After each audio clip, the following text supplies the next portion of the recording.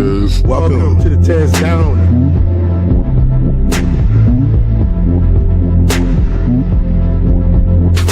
Welcome. I'm the Tez.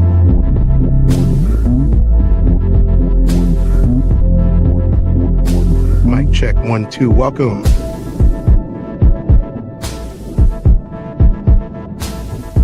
Welcome to the TezDown. Party time. Under Section 107 of the Copyright Act of 1976, allowance is made for fair use for purposes such as criticism, comment, news reporting, scholarship, research, education, and parody. Under this act, fair use is permitted use of copyrighted content that might otherwise infringe on the exclusive rights of copyright holders. The TezDown podcast is a platform for entertainment and education. Edutainment, a blend of education and entertainment, emphasizes content that informs while it entertains. The views expressed in this channel's commentary do not necessarily reflect or represent the views of the hosts, and may not always reflect complete or verified accuracy of information presented. All content, including commentary, analysis, and discussion, falls within the legal parameters of fair use. We make no claims to ownership of any third-party content. This is the TezDown. Sports unscripted, culture unfiltered. Thank you for understanding. Blah, blah, gay sex, blah, blah, Congress.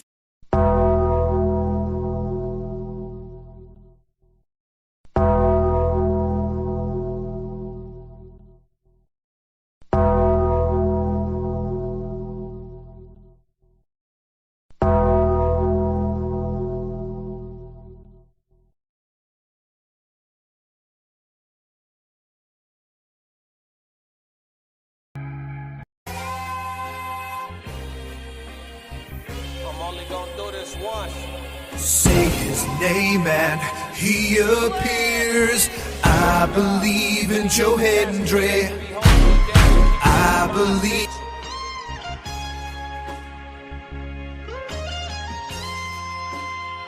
I pray that you detach that from me, so I can fly. They think ill about me, they still around me. Lord God, please set me free. I ain't going out like Gandhi, bet it won't be nobody next to me. Welcome to the TezDown. It is bright and early on a Tuesday morning. This is the TezDown News Special Edition.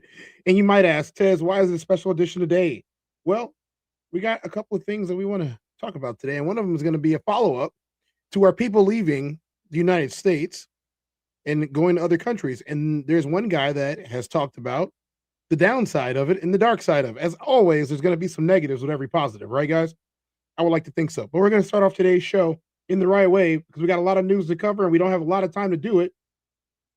President Trump threatens bombing amid peace talks that are going on right now. Let's start the show because we got to walk these downs. We got to walk these TezDowns. Yeah, y'all want to watch this walk a TezDown with me right now? Let's do it.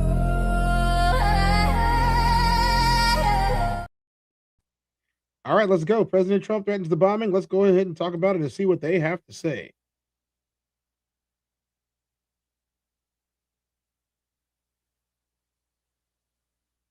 Peace talks for a long-term end to the fighting between the United States and Iran are still not confirmed, even as the clock on a temporary ceasefire is ticking down. Natalie Brand reports from Washington on the tough talk coming from both sides. President Trump insists the United States is in a strong position to negotiate and believes Iran will send a delegation to peace talks in Pakistan. They'll be sending them. They have no choice but to send them. What I think is that we're going to end up with a great deal. But it's uncertain if the in-person meeting will even take place. Vice President J.D. Vance, who's leading the negotiations for the U.S., is still in Washington, D.C. Speaking on CNBC this morning, the president says he doesn't want to extend the two-week ceasefire, which he says expires tomorrow. Well, I expect to be bombing because I think that's a better attitude to go in with. But you know, we're ready to go. I mean, the military is raring to go. The Trump administration has emphasized it's ready to return to fighting if Iran doesn't agree to a deal, with bridges and power plants the central target. We're totally loaded up. We have so much ammo. We have so much of everything that we've much more powerful than it was 4 or 5 weeks ago. So we've used this to restock, and they probably have done a little bit of restocking. One of Iran's key negotiators said late Monday, "We do not accept negotiations under the shadow of threats and are prepared to reveal new cards on the battlefield." Iran is also demanding the return of a cargo ship, which the U.S. seized near the Strait of Hormuz over the weekend. Natalie Brand, CBS News, Washington. I mean, that's pretty U.S. self-explanatory. President Donald Trump says he expects to continue bombing Iran if the U.S. cannot reach a deal to extend the ceasefire by a Wednesday evening deadline.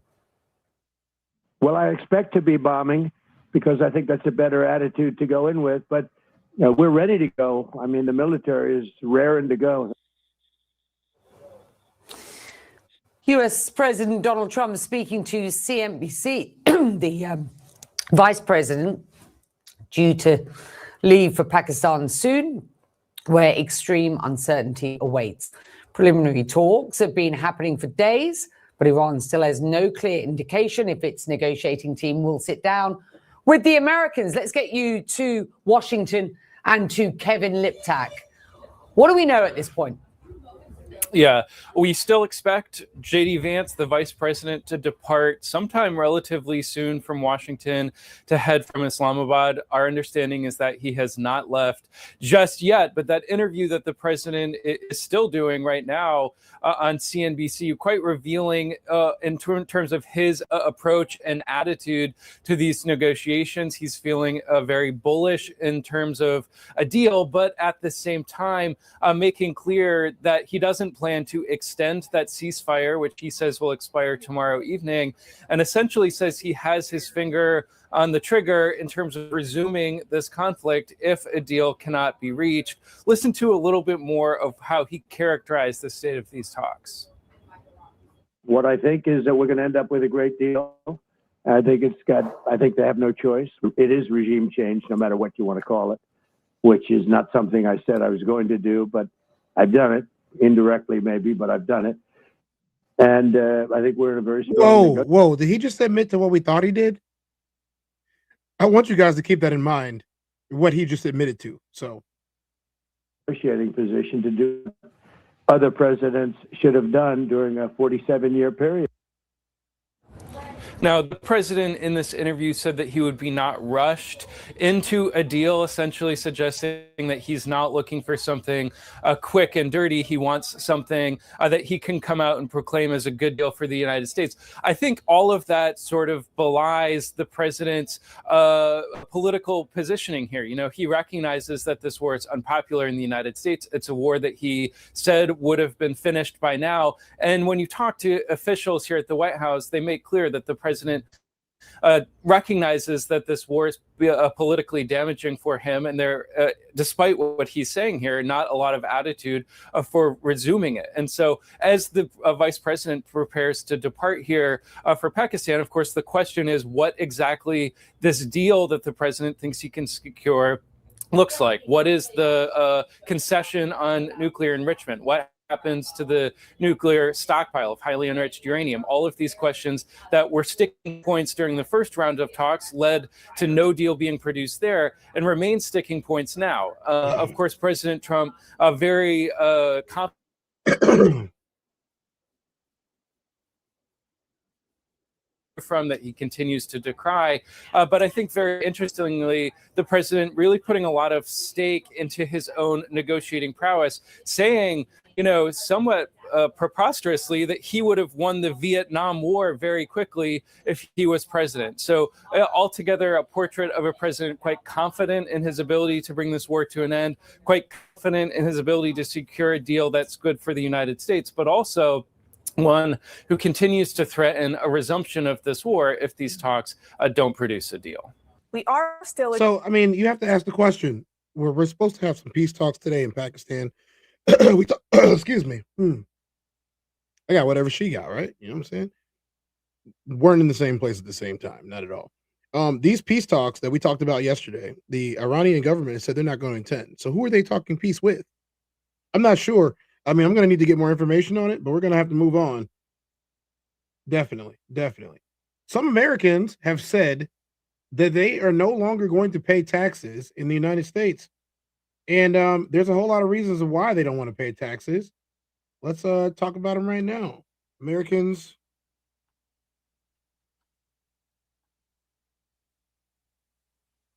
are failing to pay.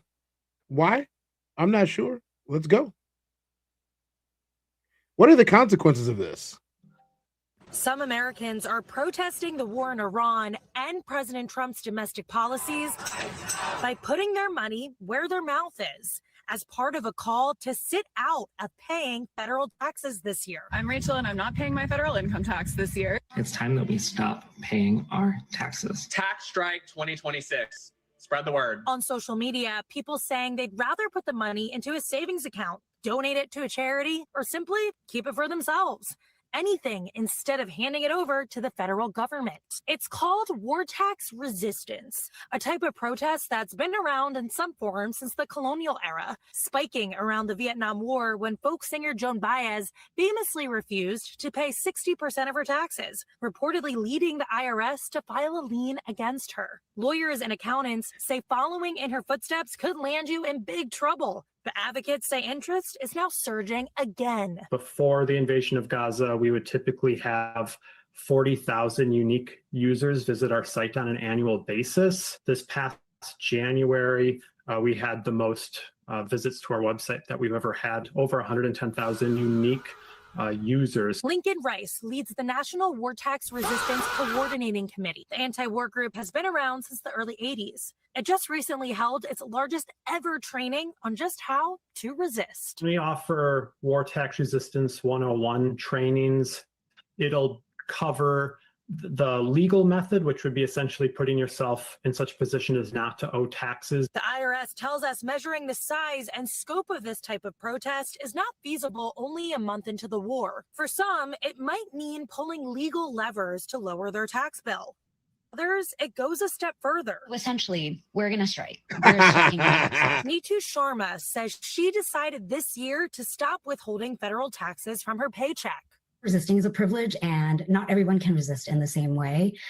So having options and still being able to take action was great. Her reason, she says, is where her tax dollars are going, even before the war with Iran started. We were sending a lot of funding and arms to other countries instead of taking care of the people at home. While it's impossible to track exactly where your individual tax dollars go, last fiscal year, the Treasury says the federal government collected about half of its revenue from individual income taxes. About $900 billion went to defense, according to the Office of Management and Budget.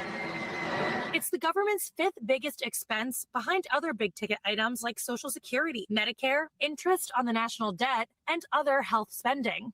Sharma says her protest isn't about avoiding taxes altogether. See, I'm confused as to how this is legal or how they're going to be able to pull this off. Because if they can pull it off, then I can pull it off too. I mean, I'm just saying. I'm still paying state taxes, and I believe state taxes are something that we should continue paying. Are you worried at all about going to jail potentially? I was at a point. The IRS does not have the manpower to go out and, audit every single person and look at who's not paying federal taxes. Sharma believes her approach is legal, but experts say not paying the taxes you owe is anything but. The law does not care what your motive is for either not filing, not paying your taxes. The IRS and legal experts say avoiding your taxes could land you with a laundry list of penalties, including fees, getting your passport revoked, and in some cases, jail time. Jail time. If you were to offer any sort of legal advice to some of these protesters, what would you tell them? I would tell them, push a candle through a paper plate and go to a vigil and sing. Don't refuse to pay Hold your on, taxes. Phantom. That will land you in prison. Hold on. You just got here. First of all, we don't just watch people watch the news. We find out certain things about the news, and then we talk about the news amongst ourselves. I haven't been able to get to all the comments yet because you guys are chirping away, and I like that. I encourage it. But to think that all we do is just watch people watch the news, you haven't been here very long. I got over 300 episodes of me talking about this, and we're going to talk about it. So if you have questions, put your questions in the comments section. If you have statements to make, put your statements in the comments section. But this type of statement doesn't do anything for the conversation, now does it? The question here is, why are Americans failing to pay their taxes? Why don't they want to pay? And is it legal if they are doing so? Seeing as how I am not a tax expert, these people are. We're listening to them. That's what you do when you learn things, or when you just want to talk about them. No, don't handle him. Let him stay and let him.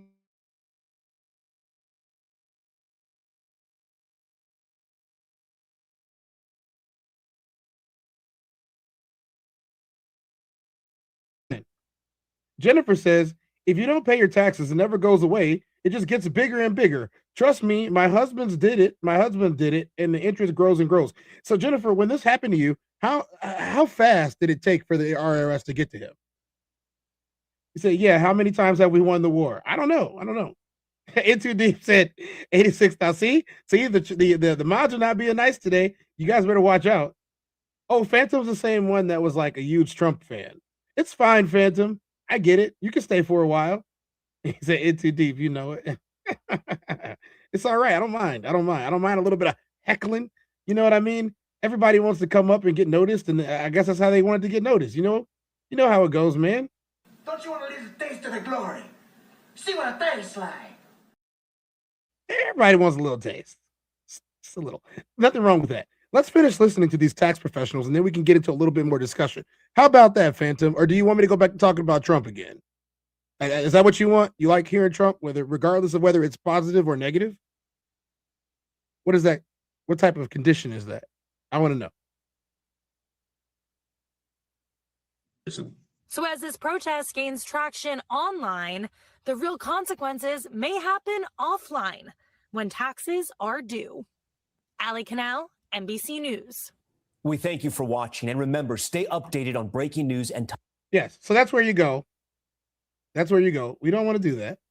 That's where you go when you find out what's going on. See, you only had a couple more seconds left, and then it was over. You could have been patient like everybody else in here, and you would have been just fine. So, chat, let's catch up on this chat a little bit before we go to the next segment, right? Let's see what you guys are talking about. Let's go up a little bit. McKinnon says, Tez, I just wanted to circle back real quick to the groceries. Now, Trump said he would make groceries cheaper, but that woman had to eat the groceries to get her son on the team. So are they cheaper? I don't think so, McKinnon. I don't think the groceries are any cheaper than they were before she decided to eat groceries to get her son on that team that he did not make because he wasn't good. How many times has we won the war in Iran? I don't know, 500? What peace talks? Exactly, Diogenes? Hell, is it going to be? It's going to be hell on earth because of this buffoon. Yeah, I feel you. What's up, McKinney? Good morning. Welcome into Deep. Guys, we do have Kick as well. If you guys like the smooth stream on Kick, I'm on Kick. Same thing, TezDown all day long. What's up, Soft Rain? How you doing? International Sco is in the building. How you doing, International Sco? Biden didn't take us to war. No, he didn't. Didn't he say that Iran doesn't have any militia at all? Yes, he did say that multiple times. He said, we don't know because Trump doesn't like transparency. He's lied so many times before. That's what he does all day. Let's admit to committing federal crimes. See, even you agree. Phantom Films, they're committing crimes. Introduced said, you know it. Consuela Constellela says, love the video where Hillary addressed taxes with soon to be 45. Yeah, I'm not going to play it this time, but you are 100% correct. The IRS typically sends the first notice of unpaid taxes within 30 days to 6 months after the tax deadline. Penalties accrue immediately, usually at 0.5% of the unpaid taxes per month, up to 25% maximum. The IRS has 10 years from the date of assessment to collect the debt. So, Life of the Party event said real fast. Batman says it takes 6 months, and they got you. What's up, Batman? We got Batman in the chat. 12-14. That's real close to 24, in my opinion. And we the ones. So you got the right numbers in there. Batman, why don't you stick around? You know what I'm saying? Like, subscribe, come hang out. I would love to have my own Batman as part of my chat. Chat, what's up? How y'all doing today? In Too Deep, you know, I got the snipers in the building, y'all. They right here. They're ready to go. What's up, guys? I appreciate y'all a lot. I do. If where's Phantom at? Phantom, where you at? I got to talk to you real quick. Phantom, you know, if you have any topics that you'd like me to discuss in any way, shape, form, or fashion, you could either, one, go straight through my library of videos that I've done live over the last few months, or you can submit a topic right here in the chat, and I could either talk about it or save it for another date. But if you submit a topic and I agree it's a good topic, so make sure it's good, I'll do it. Also, you guys can reach me as the ticker scrolling at the bottom of the screen. You can read it for yourselves. All my socials are SoulReaper24. The email is theoneballer24@gmail.com. You guys can reach me to send me anything that you'd like to send me. You guys can let me know what you want to talk about and things you want to hear me cover and give some insights on them. or we can have an honest dialogue. I do drop the link for people when you guys want to come up and talk. But if you come up here acting crazy, I quickly kick you from the studio. That's just how it works. So you guys let me know. Phantom is gone, Tiz. Don't ask where he is. Deniability is important. Oh, all right. Okay. All right. He ain't here no more. He no here. All right, let's go.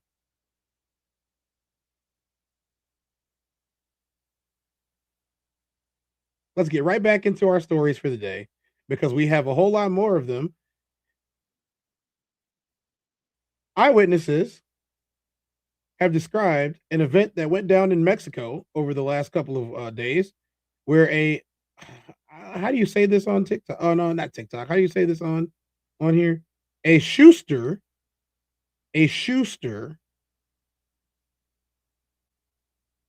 let's say that much. A Schuster has taken down some people in Mexico. Let's talk about it.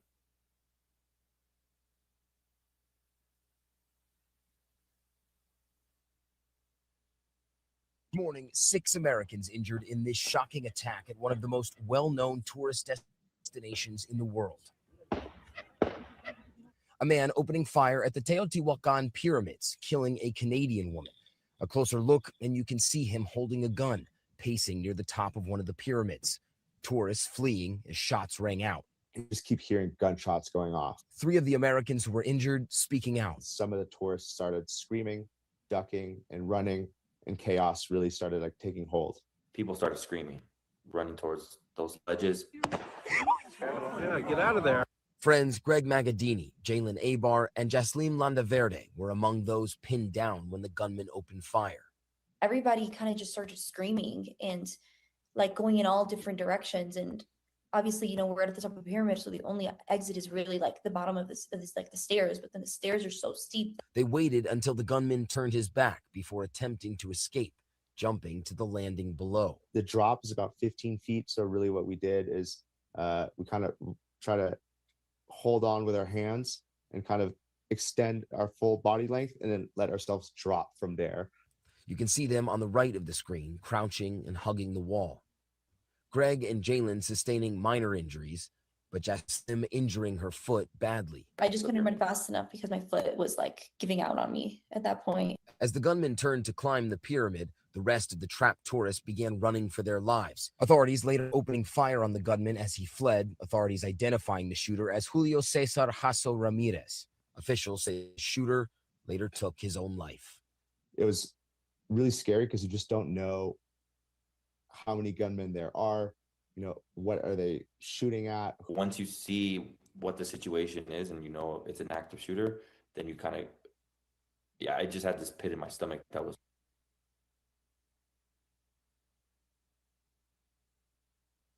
His audio is terrible. So let's break this down really quick. They don't have any more information for me about this, about what happened or why. As you know, this is pretty much breaking news. And I'm not really sure as to why this guy did this in the first place, but it's very odd. It's very strange that a few Americans would be targeted in these types of attacks, seeing as how they don't have any roots to the land and they're just tourists and visitors. That doesn't usually happen.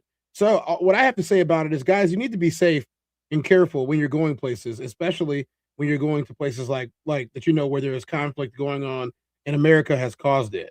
So we definitely need to do that. We got to move on to our next segment, which is the missing scientists, and that we talked about yesterday. I'd say we talk more about it today. So we're definitely gonna talk a little bit more about it right now. Once again, we're trying to figure out what happened to these scientists, who took them, is it related to what's going on with the war today? I don't know, but I do know that America missing scientists is never a good thing.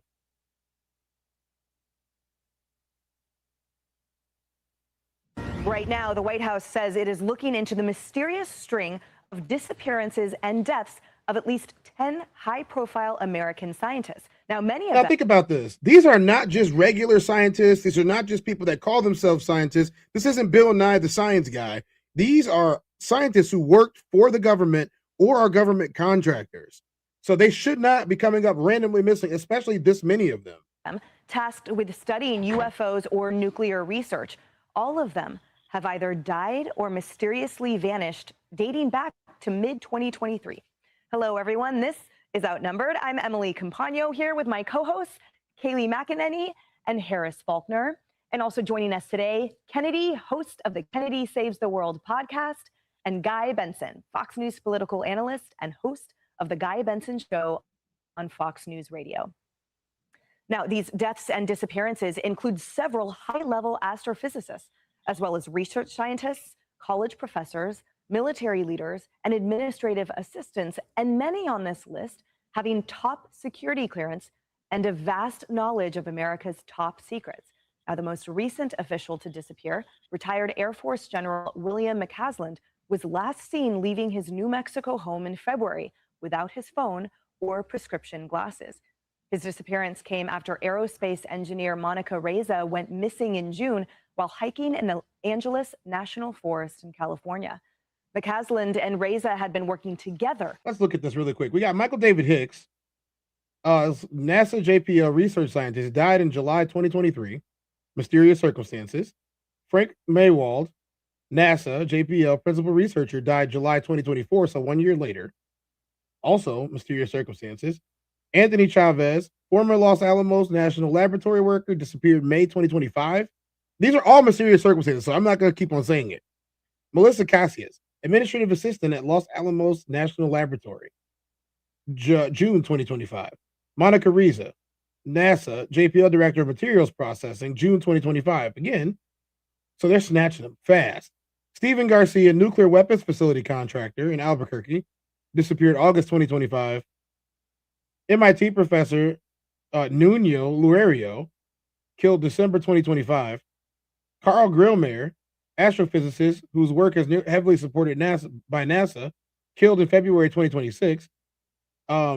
Major General Neil Becasano disappeared February 2026, and Jason Thomas, pharmaceutical researcher, died found dead in March 2026 after disappearing 3 months earlier. So this is strange. On a government-funded rocket materials project, which McCasland was overseeing. Our Peter Ducey asked White House Press Secretary Caroline Leavitt about the suspicious pattern. Watch. There are now 10 American scientists who have either gone missing or died since mid-2024. They all reportedly had access to classified nuclear or aerospace material. Is anybody investigating this to see if these things are connected? I've seen the report, Peter. I haven't spoken to our relevant agencies about it. I will certainly do that and we'll get you an answer. If true, of course, that's definitely something I think this government and administration would deem worth looking into. So let me do that for you.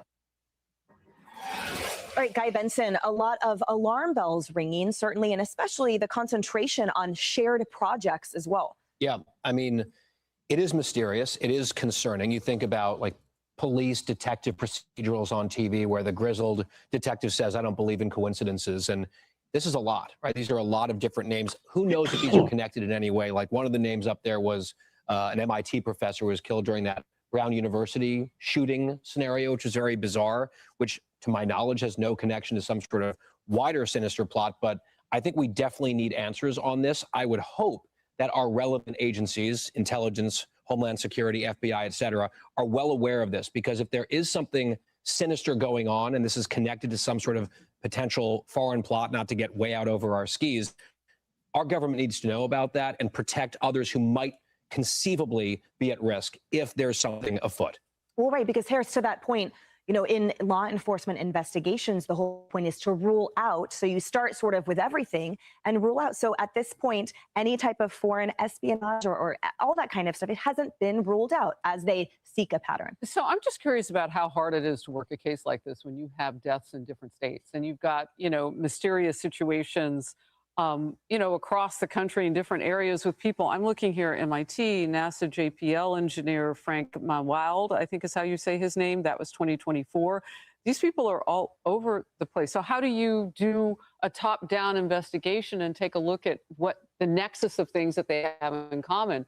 That's difficult. So I think there are enough people missing or who've been murdered in mysterious ways or died in mysterious ways, or maybe we know how they died, but we don't know why. There are enough of them on the screen right now to begin some sort of a task force to pull this together. Well, that's the question. Do we have the resources as a country to pull together a task force to find what happened to these people or why it's happening to them? The second question is, how do you not know that it's not the government that's doing it to them? Most of these people are probably very unassuming. You don't realize who they are in real life. And that's the other question that Miles is asking right now, too. Who has the authority to investigate? Is this the CIA? Probably. Or the FBI? CIA shouldn't be operating, right? So it should be the FBI, right? This is a very good question on who is going to investigate this and why. And secondly, if it's not the CIA or the FBI, then who is it going to be? So, I mean, we could probably ask Cass Patel in between his benders because he's an alcoholic, allegedly. Hey, what's up, Roxy? How you doing? Chat's doing good today, except for one person. Not mysterious at all. Sounds like a hit to me. That's what I'm saying, James. It definitely does sound like one. Yeah, it's too coincidental for it to be a thing, in my opinion. It's way too coincidental for it to be a thing. I'm a little bit creeped out by it. I'm gonna hear what their answer is, and then we're gonna do something else. Figure out what we're really looking at now. And definitely Americans would be on board with that. That is exactly how our tax dollars should be stewarded. Yeah. I know too that perhaps in that way of research, I don't know enough about the research to articulate it specifically, but to see perhaps, is it popping up in other countries? Has there been a development amongst our enemies in the fields of research that these now deceased or missing scientists were working on? Yeah, and if they were missing, were they abducted by a nefarious actor who has them and is using them against their will in order to ascertain what level of expertise they might have that might help them? But I think Harris is absolutely right. What this reminds me of is when you have victims in different areas who seem to die in different ways or mysteriously go missing, and then you realize you have a serial killer. But it takes a look. That's so much misdirection right there that I am done playing it. This is way different than a serial offer. You know what I'm saying? This is way different than that. This is a coordinated situation that's going on here. I have to choose my words carefully. We are still on YouTube. This is a coordinated situation, and I do not believe that is random. This doesn't happen, guys. For the rest of the news, we have some stories that we got to go through. We have viral Uber Eats TikToker is charged. We talked about this viral Uber Eats TikToker a while ago, and let me tell you. Actually, I want to do that one first. I want to do this one first. What would you do if the trash company put some trash on your doorstep? What would you do? Should this be legal? And secondly, should we have to pay for trash pickup? And if we pay our taxes and if we take care of the town that we live in, I don't think that we should have to pay for trash pickup as residents. But again, this is one more thing for them to make money.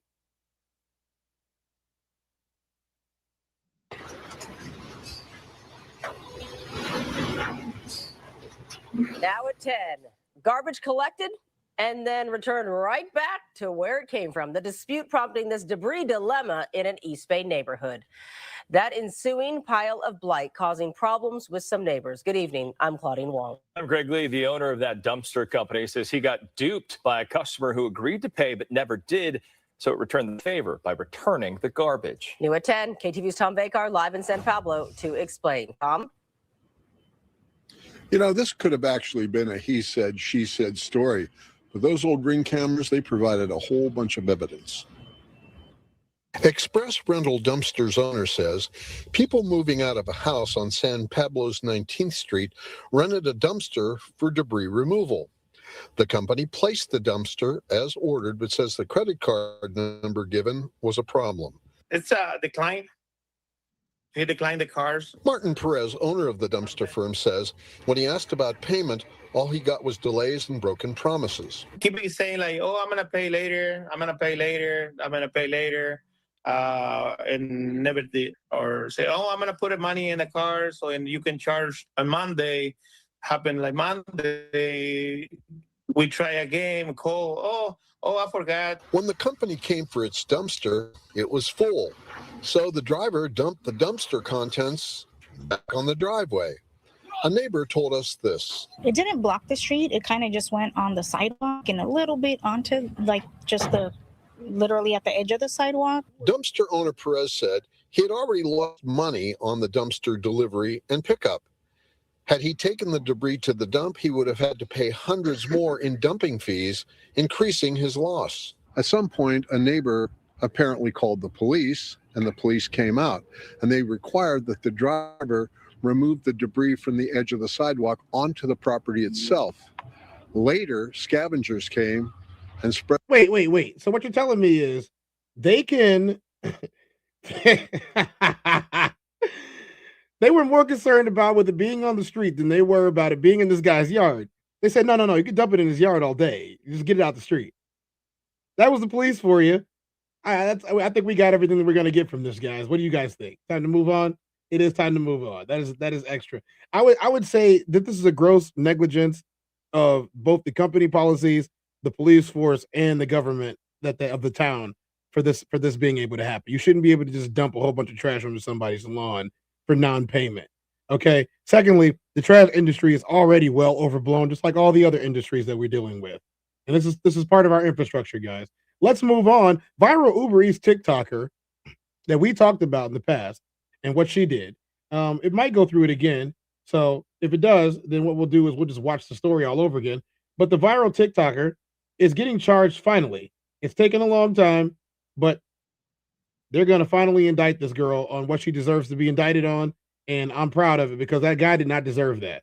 If you guys weren't aware of what the story was, let's look at it right now. Let's go over it together one time and see what she did, why she did it, and why believing everything that somebody says just because they're a certain type of person is a bad idea. Imagine if this guy's life would have been ruined just because someone would have believed her. TikTok subsequently banned all of her accounts for the things that she did. And I'm glad that they did because she deserved to get banned for what she did. She broke into somebody's house. She exposed him. She put him on the internet like that. She can face a whole bunch of charges, and let's find out what they are. Has finally been indicted months after she went viral for recording an unconscious man in his own home naked from the waist down. She uploaded the footage to TikTok where nearly 30 million people saw it. And then she called herself the victim. I'm the one being punished. He's not getting in trouble with the police. He didn't lose his job if he has one. Like, what's going on with him? Why am I getting fired? Why are my videos getting taken down? Why am I getting strikes? Like, I'm about to lose my account. I was assaulted. I'm the victim. I lost my job. I'm the victim. I mean, this is what's so funny about this, right? So she's claimed to be getting assaulted by this guy, and he was in his own house, minding his own business, not talking to anybody, not doing anything. He fell asleep on his couch in his own home. He ordered DoorDash. The instructions were very clear. Leave the food by the door. She didn't have to go into his house. She didn't have to push his door open. She didn't have to go in or do any of those things. She just decided that's what she was going to do. Because she wanted to make videos. She wanted to be the victim of a situation. And this is what happens when you choose to be a victim when you don't need to be. You keep using that word. I don't think it means what you think it means. You see, Olivia Henderson, the TikToker here, claimed that this man sexually assaulted her during a DoorDash delivery. And that was even though he was completely unconscious the entire time. But when police investigated, they determined that no sexual assault occurred. And as a result of this whole thing, she ended up arrested and charged with 2 felonies. She pled not guilty, and then her case got transferred to county court. And then for a long time, it all went quiet. But now, after months of this case sitting in what felt like legal limbo, the DoorDash girl has officially been indicted by a grand jury in Oswego County. And by the looks of it, the charges are exactly the same as what she was arrested for. We have disembodied surveillance image, which means she was outside the house or inside the house. Unlawful surveillance, that's inside the house. Okay, so disembodied, so they got her for both of them. Which means the prosecution didn't water down a single thing. So in this video, we're going to talk about what the indictment means, what she's facing, and why this might signal that the DA is not necessarily messing around with this case. Let's get into it. Okay, so just to make sure that we're all on the same page here, since it has been a bit since our last video on the subject, let me first give you a quick recap of the case. This is Olivia Henderson. She is 23 years old from Oswego, New York. Back on October 12th, 2025, she was working as a DoorDash driver. And while working, she picked up a Wendy's order and delivered it to a customer in the city of Oswego. Apparently, that customer had selected the option to have his order left at the door. This is important for this case. And my customer requested that their order be left at their front door. And when I arrived at their house, their front door was wide open and they were within eyesight of the front door, laying on the couch indecently exposed to me. However, this conflicts with some reporting that's out there saying that the man actually has ring footage that shows her pushing the door open to see inside his. This is another one of those cases where it looks like the ring footage has actually saved somebody and not, caused problems for the people. I'm still not a fan of ring cameras. I'm still not a fan of the network that they're trying to build with the ring cameras. I would never sign up for that. I'd probably do more closed circuit stuff where only I could access it, but everybody accessing it, no. I'm not going to be on their system, on their servers, with everybody being able to access it and the police being able to tap into it to find lost dogs. That doesn't make any sense to me at all. I would never do that. Home. And police would apparently later determine through their investigation that this man was incapacitated and unconscious due to alcohol consumption, and that therefore the assault couldn't even have happened in the first place. Now, a reasonable person walking into a situation like this, where you have a customer that is unconscious on their couch, half naked, probably would have just set the food down and walked away. And if the door was indeed open, they may have just closed the door for the guy, or maybe even called someone to check in on him to make sure he was okay. But Henderson pulled out her phone and recorded him instead. That's fucked up. She then uploaded that video to TikTok with no censorship over his body. As you can see already, she's breaking multiple rules all over the place. And that's why she's in trouble now. Ring is definitely some Fed stuff, closed network only. Exactly. Why would you want to do anything else? You say, I have closed circuit TV and GPS, not Wi-Fi. Yeah, it's smarter. So everybody can't jump on yours and watch your cameras. And she included his first name in the caption, not to mention. Again, she did not have permission to do this. She's doing all of this without permission. The front of his house. And this video racked up nearly 30 million views before TikTok finally took it down. And then she uploaded it again before TikTok took it down once again. You guys, my account is currently at risk of being banned because I had to explain my story one time, right? They took the video down and gave my account a strike. So I explained my story again. So, okay, let me put this in a content creator standpoint. If you are making videos and you're posting videos and every one of your videos is getting removed, stricken, taken down, you're getting little strikes on your account, why would you continue to upload the same video over and over again, knowing that something is wrong with it? And I'm going to tell you why. It's because it got 30 million views. And she saw those numbers for the first time in her entire life, that she was no longer insignificant. And people were paying attention to her. And people were listening to her. And she decided that she wanted to become a victim now and tell her story, even though her story was a lie. You see, bad stories like this and people like this, and I've said this the last time that we covered this, when we first found out this happened, people like this are the reason why people who actually get S-aid aren't taken seriously. This is the reason why. Because if we believe all of these attention seekers, then there's going to be a lot of innocent people go away for it, because this was not something that could have been proven yes or no without the evidence that was there.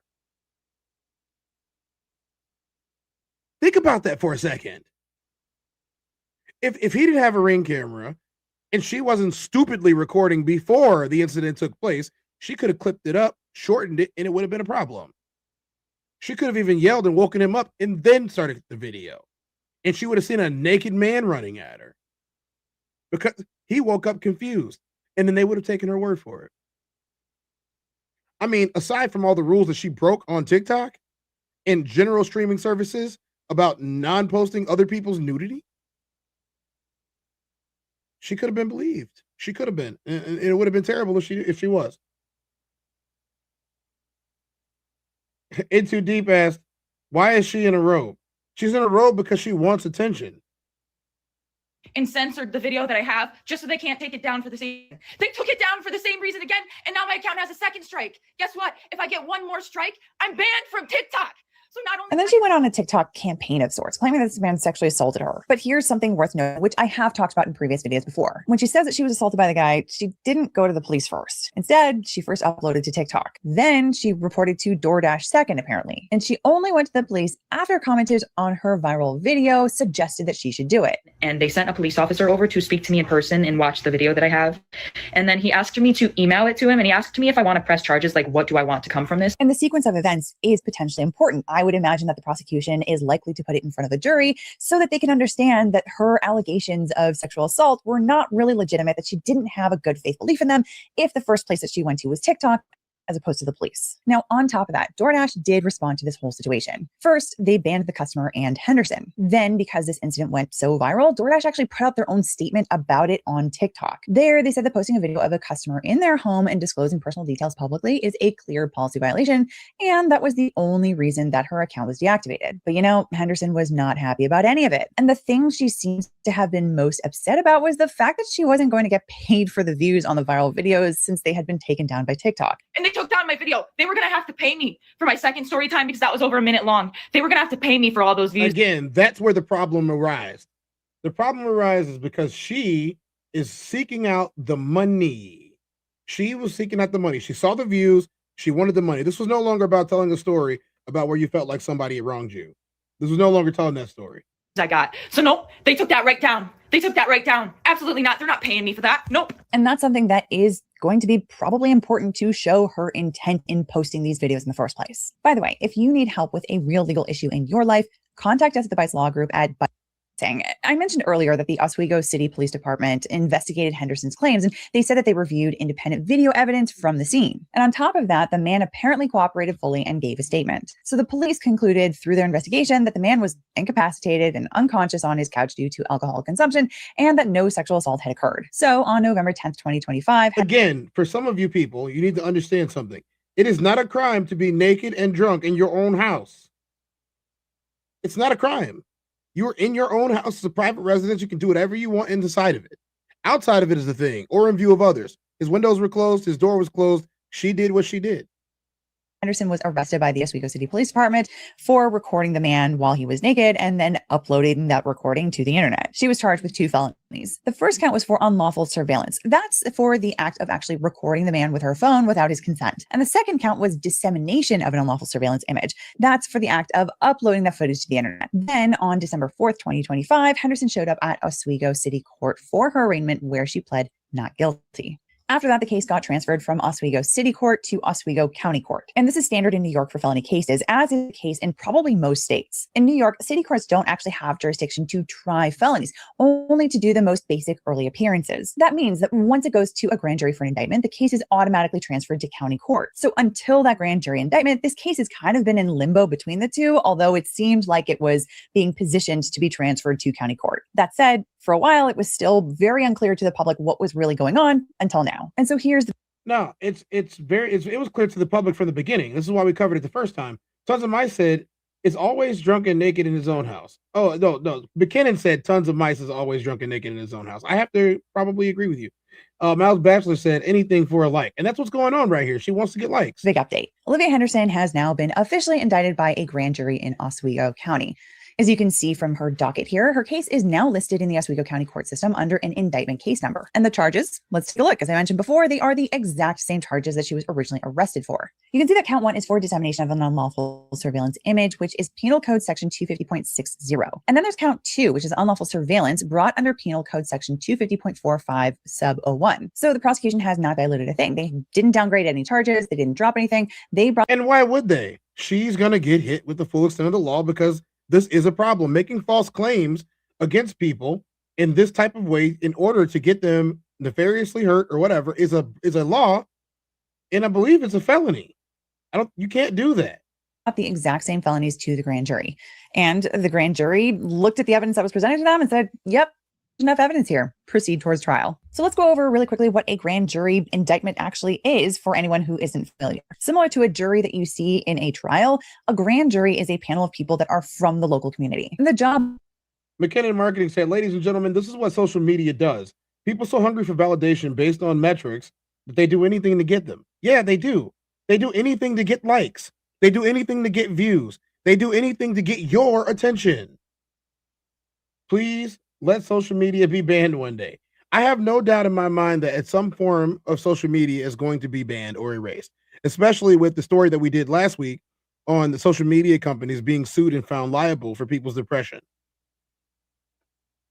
of a grand jury is to review the evidence from the DA's office and decide one simple question. Is there enough evidence to formally charge a person? Now, unlike a regular trial, grand jury proceedings are actually not open to the public. In fact, typically it's just the prosecutor there presenting evidence to the grand jury. The defense usually doesn't participate at all. So really what that means is that the grand jury only hears one side of the case here. And that's one of the reasons why indictments are pretty notoriously easy to achieve. In fact, you've probably heard of the old saying that, if you really wanted to, you can indict a ham sandwich. So that's why it is important to note that even though, yes, she has been indicted here, it doesn't necessarily mean that there is enough evidence to convict her. Keep in mind that this is in fact a criminal case, which requires proof beyond reasonable doubt. And that is a much higher bar than what the grand jury had to decide on. Now, of course, based on the evidence that we do know that's out there and the charges themselves here in this particular case, it does seem like most of the evidence is probably actually available to the public, and there probably is enough to convict, in my opinion. But I did want to note. Yeah, we don't have to go any farther on that. That's exactly what's going to happen. They're going to convict her because she deserves to be convicted. Please do not allow social media to get you messed up in this life. All too many times, people have decided to throw away their entire lives for one like or one click, thinking that this is going to be their moment. It's not going to be your moment. Actually build something, create real content, talk about real stuff, talk about stuff that isn't so real, but do something, but don't do this. Don't make up stuff about other people and become a victim to try and get famous. Even Hawk Tua didn't do this. Okay, and she might have wrote it out a little bit, but she didn't do this. She didn't do this at all.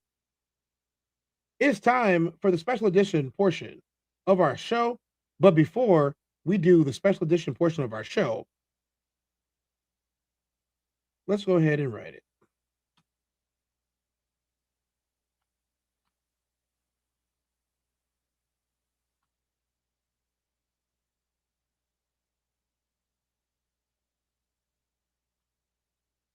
There we go.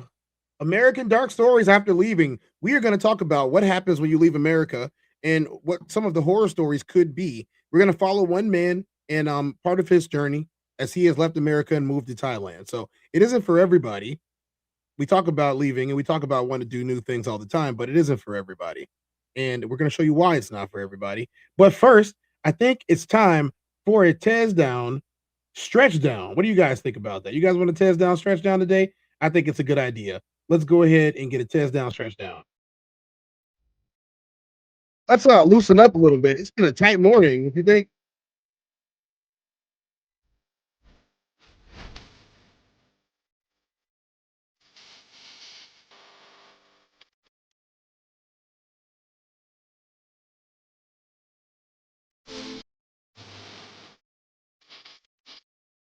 Left over right, y'all.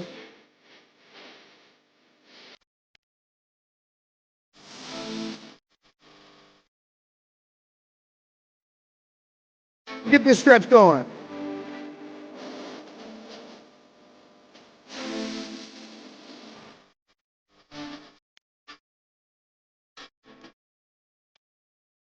Let's get a neck roll in, guys. Let's get a neck roll in. Give me 10 one way and 10 the other way. Let's go.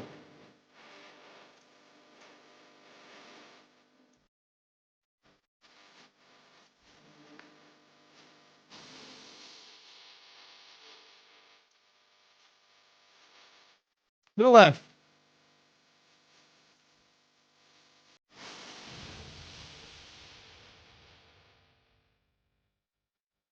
Now, take a deep breath. Breathe in real nice and slow.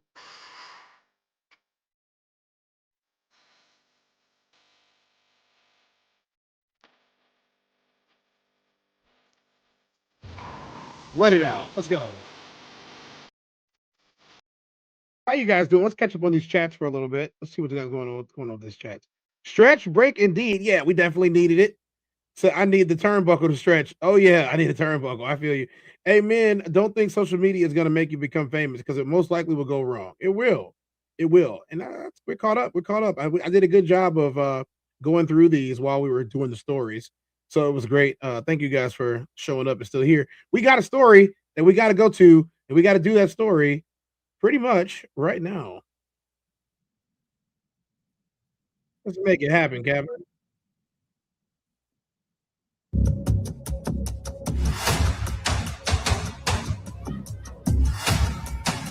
Why you come so late? I don't call you no more. I don't text you no more. You don't know me. You not even the fuck know me, motherfucker, nigga. So I get What? this question all the time. Like people always ask me, like, what is it like dating in Thailand? Yo, like, what are what? the girls really like? Because Come you see on a lot of now, videos dawg. of girls pulling on guys, jumping on their bags, What? you know, trying to drag them into the club. Bro, So what are you talking I'm gonna about, man? clear up everything just so y'all know how to maneuver when it comes to dating in Thailand. So with this one girl, I'm not gonna say her name because I got respect for her, even though the way things ended. But that night, I went to a club called 808. And I was sitting there, and I seen this one girl. She had like red hair or whatever. She had her phone out. She was recording, and I just went up to her and shot my shot. I got her number. She texted me. I think it was about like 15 minutes later. She was like, "Hey, come to this club." So I was like, "All right, cool." I met her at the club. We talked for a little bit. Then we ended up going back to my place, and we talked for a little bit more. What I really liked about her was the fact that she spoke English. She was cool. She didn't do too much yelling. She taught me a lot about the culture. She took me to different food restaurants. And I'd say just taking me places, it would have took me a while to find, I'm not going to lie to y'all. And there was a time where I had to go back to America so I could sort some things out. And I noticed when I got back, it was like the energy was just way off. Like she would hit me up and I'd be sitting there working on something. And she would say, "Oh, you didn't answer my call. What are you, fucking some bitch or something?" And I was like, what the hell is wrong with this girl? Like I'm just sitting there just minding my business.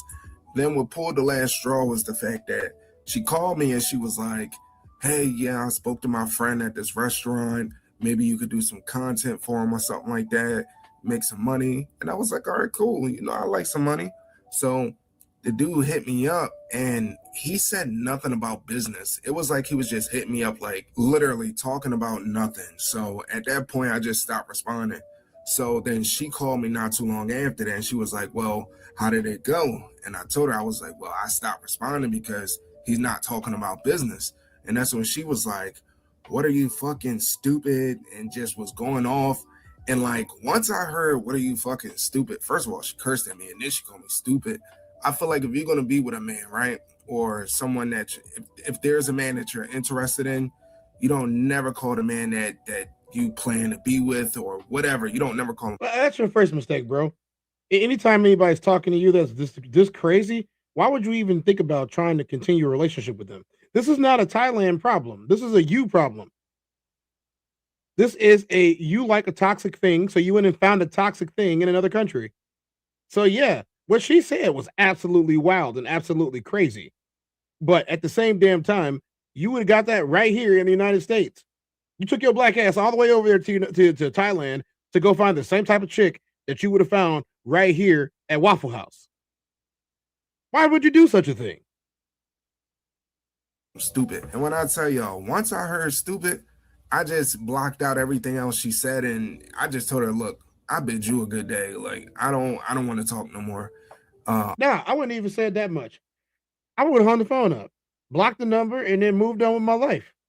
Hung up, and after that, it was just a wrap. Like I just never spoke to her again. It was sometime after that she hit me up because it was around, it was Halloween day, and we were supposed to go out and go do something that day. But mind you, we don't talk no more. And when I wasn't responding the way she wanted me to, and I wasn't talking to her, she sent me this message. I don't call you no more. I don't text you no more. I don't do anything no more. Up to you, for real. I'm done. You don't know me. That proof already. You not even the fuck know me. You not even know my name, motherfucker, nigga. Now, when I tell y'all, I couldn't even be mad at the message because it was just so funny. I was like, did she just call? I mean, you thought it was funny. You thought it was funny, but you the one that chose to go to Thailand and get a mid-tie. Call me a nigga? And then that day, like if y'all listen to the message, it sounded like she was in public. So she stopped what she was doing to curse me the fuck out and call me a nigga. But it was fine. It is what it is. Like, it wouldn't be the first time a girl came into my life. It's not going to be the last time. But before I get to this next girl, I just want to talk to y'all about some scams. Like, because y'all do got a bunch. Nah, bruh. No. We're not giving you no more airtime. You messed up. Let's talk to my chat. How y'all doing, chat? What's going on? What's new in chat land? I'm not dealing with that dude today. Come on now. Do y'all not understand what really happened here? This isn't just about people and their bad behavior. This is about what you choose to accept and what attracts you. This dude has a bad picker. That would never have happened to me, ever, in anywhere that I would have ever been or gone or will go. That would never have happened to me. That doesn't even happen to me in this country. You see bad behavior out of somebody. They're using crazy words. You saw this in her before y'all ever got into an argument. Too Tight said, yeah, I seen this video, Tez. People got to be careful with some of them. You got to be careful all the time. I agree 100%. You got to be careful because of what this is. You're in somebody else's country. You come over there acting like you king stuff, king ding-a-ling, slinging it around anywhere, everywhere. Not dealing with, not realizing that some of them are probably ladies of the night too. Come on now. He already talked about that.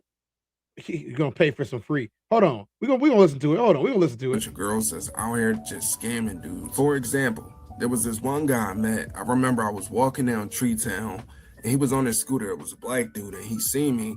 Usually when I see black people, they speak. Some people don't, but main point is I seen the dude. We had a conversation and he was talking about an app called Thai Friendly. Now, mind you, he was shocked when I told him that, no, I ain't been on there. I don't use it. And he was like, no, you need to get on there, especially because you black and all this other shit. So I said, you know what? All right, I'm going to try it out. And behold, 99% of the women on there is all fucking like freelance women. Mind you, if I wanted a freelance chick, I'll just go to the club or I'll just go to the beach. If you guys are not aware, freelance women are women of the night. You know, people that be on the corners talking about, hey, big boy, all of that. It's just something like that. I'm not getting on no app to talk to no freelance woman. Now, mind you, I don't knock dudes, but that's just not my twist. Now, I'm not saying that I wouldn't completely mess with a freelance chick. All I'm saying is, if I was to go get one, I would go do it in public. I wouldn't go on a dating app to do that. Now, here's the scam that I was talking about. This one girl that was on the app, she spoke good English. She texted back and forth. She was pretty quick about it. When we planned to go out and go do something, it was like she was just so adamant about like going to this specific bar.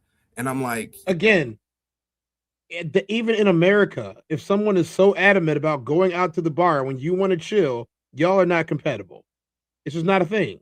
You just don't want to go here. You don't want to go to Walking Street. You don't want to go to Suey 6. It's like she specifically wanted to go to this one place. So I said, okay. I ended up getting to the bar about like 5 minutes earlier than she did. Get some help. And when she came in, I noticed it was like everybody knew who she was. But you know what? I'm gonna give her the benefit because she picked a specific place. So of course people probably nope, that's it. He gave her the benefit.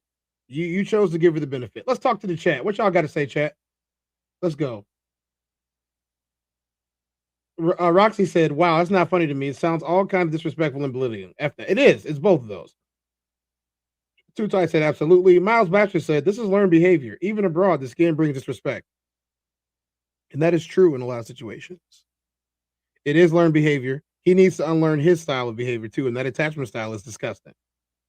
McKinnon said, guys got a weak BS radar. Like when Tez tells me he has reasons not to sell his hoodie, I know it's BS. He can run, but he can't hide. I can run for pretty long.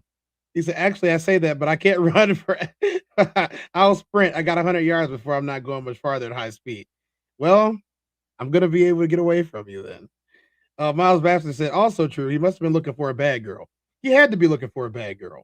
He had to. There's no other excuses for that. As you guys are well aware, we are on tour, the Raw Society Coalition. Yes, we are. Oh, nigga, you know what's up. We kept the foul.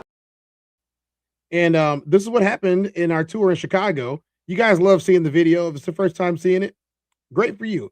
If it's your 50th time seeing it, also great for you. Why you ain't say nothing? I'm only gonna do this once. You always knew I'd make it in the beginning. Why you ain't say nothing? You believed in me the whole time, for real? Yeah. I couldn't tell. You was around me from the beginning. Why you ain't say nothing? Why you ain't say nothing? Seen them hard times, couldn't kill me. Why you ain't say nothing? Why you ain't say nothing? Stages on moon getting bigger. Now you wanna say something. But watching my story, y'all winning. Why you ain't say nothing? Why you ain't say nothing? Why you ain't say nothing? Why you ain't call? Why you ain't say nothing? Why you ain't say nothing? You was around me from the beginning. Why you ain't say nothing?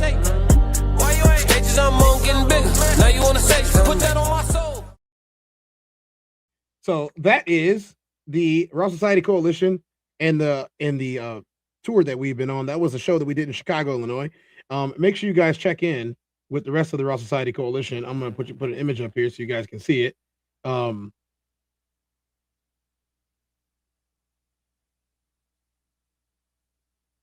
That's not the one I wanted to put on stage. It's this one right here. Make sure you guys screenshot the Raw Society Coalition. Everybody's going to be live today. It is Tuesday. Screenshot it and go check out their channels, and then tell me what you like about them, what you don't like about them too, if you want to. Hopefully, y'all like everything about them. Your boy Classic should be live a little bit later on today. It was a nice little Tuesday. You know what I'm saying? You'll see him in there if you choose. It should be a good time to. He's got a good story that's coming up, and I got some stuff that's ready for y'all for the rest of the week. You know, a little bit off the news, a little bit more on some other things. What's going on in here? What's going on in here? Said also true. McKinnon Marketing said just looked up the 808 Club he mentioned in Thailand. It's one of the few bars that allows for ladyboys. Not shaming him, but I'm also doubting he would admit his interest for going.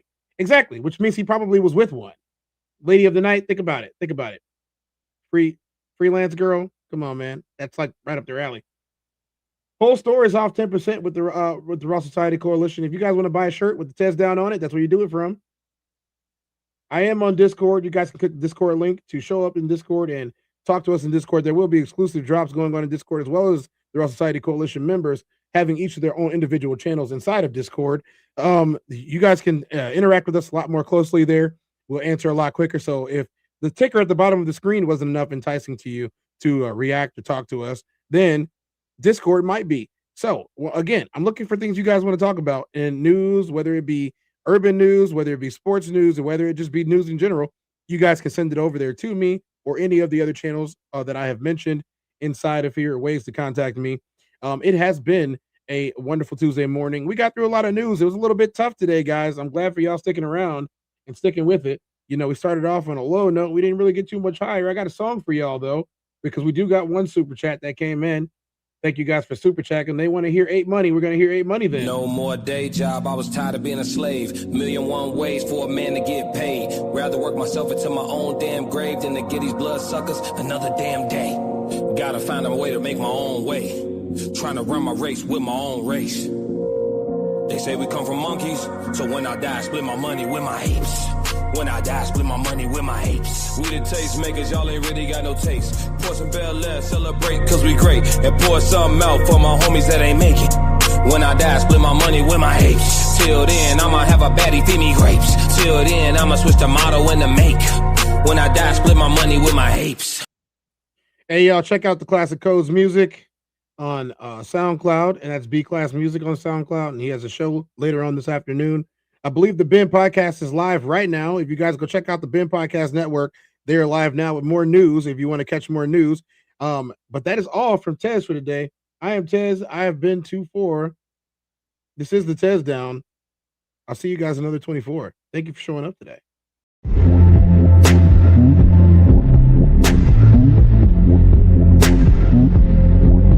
I'm the Tez.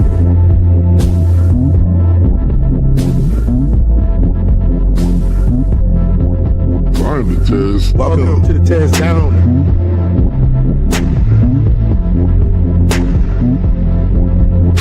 Welcome. I'm the Tez.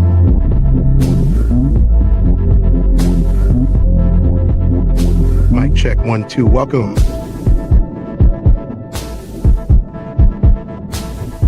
Welcome to the TezDown.